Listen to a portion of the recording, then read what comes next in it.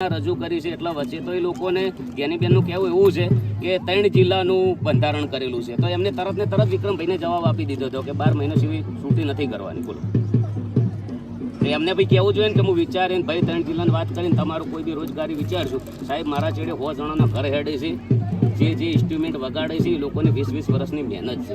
એ લોકો ફોન કરીને મને રોવે છે, એમની વેદના કહે છે કે ગબ્બરભાઈ અમારું શું થાય.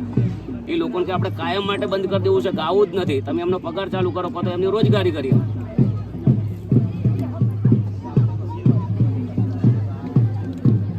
તો પછી બધાએ બંધ કરવા જોઈએ. લગ્ન પૂરતું બંધ શું કારણ?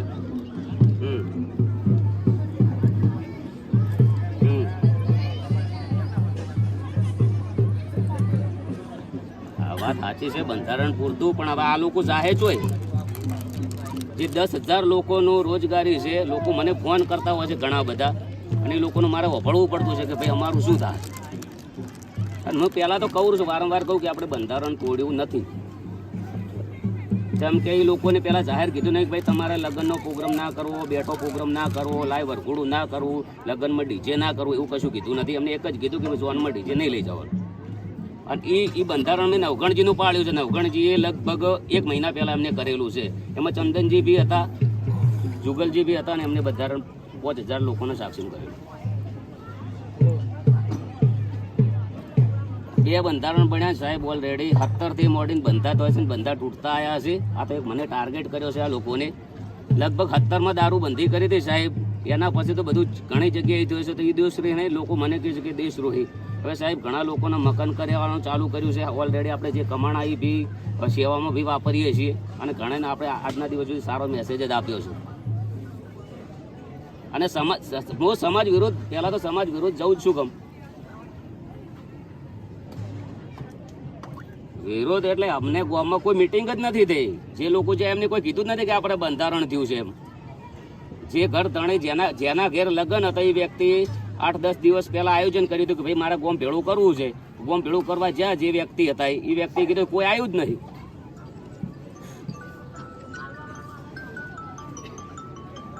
એમ સાહેબ ના સાહેબ એવું છે, જે બંધારણથી ગોમમાં બધા આગેવાનો ઘેર જઈ અને એ ગોમમાં દરેક વ્યક્તિ એની મિટિંગ કરી, ગોમ ભેળું કર્યું, ગોમમાં આદું કર્યું કે આપણે આનું પાલન કરવું. પણ અમારા ગોમમાં એવું કોઈ થયું નથી.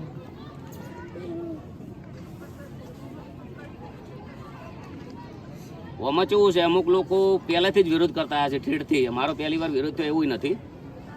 ગમે તે રીતે કોઈકનો કોઈ પ્રોબ્લેમ ગોતતા હોય છે. આ લોકોને બંધારણ કરવું હોય તો સાહેબ 1,000 છોકરા એવા છે સોશિયલ મીડિયાની અંદર જે નેગેટિવ શબ્દો બોલે છે જાહેરમાં, અને એનાથી લગભગ હજારો છોકરા બગડે છે. પણ આજના દાડા સુધી કોઈ મુદ્દો આવ્યો નથી. ના અમારા વિરોધ દરેક કોઈ બીને ગમે તે રીતે નેગેટિવ બોલતા હોય છે. એવા લગભગ ઘણા બધા છે સમાજના છોકરા. પણ આજના દાડાથી કોઈ નેતા કે કોઈ આગેવાન કે કોઈ સમાજના વ્યક્તિ એવું બોલ્યો નથી કે તમે સોશિયલ મીડિયાની અંદર આવા વિડીયો મત બનાવો, આ ના કરો, આ ના કરો.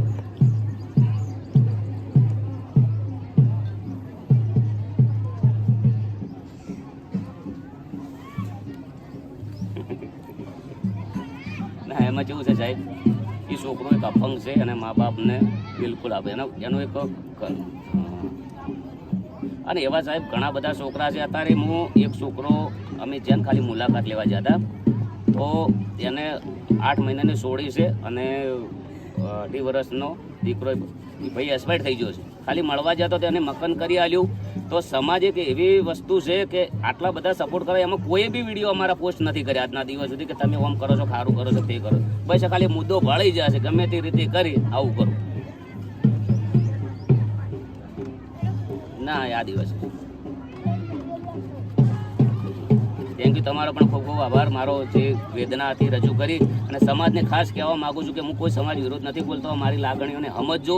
તમારો આ નામમાં એક વ્યવસ્થિત રીતે જવાબ આપજો. કોઈ સમાજ વિરોધમાં બોલ્યો નથી, આજે નહીં બોલવાનો. સમાજ વિરોધ આપણે જ્યાં નથી જવાનું નથી. પણ છેલ્લો પ્રશ્ન કહી દઉં છું કે બધા ભેળા તો એક સારી મિટિંગ કરો, અને કોઈ બી એક પક્ષ પકડો તો સમાજની એકતા થાય. અને એના અંદર આ જીવન આપણે ગાવાનું બંધ કરશું. તમારા હંગાત તમને પોણી પાછું સ્ટેજ ઉપર કાયમ માટે. પણ બધા એક તો પછી જોઈએ કે અમારું બંધારણ તમે પાળશો, પણ તમે તમારું બંધારણ કેવું પાળો છો. બધાને જય બાબારી, જય રોમાધણી, જય કર.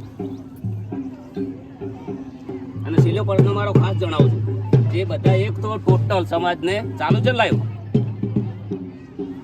હલો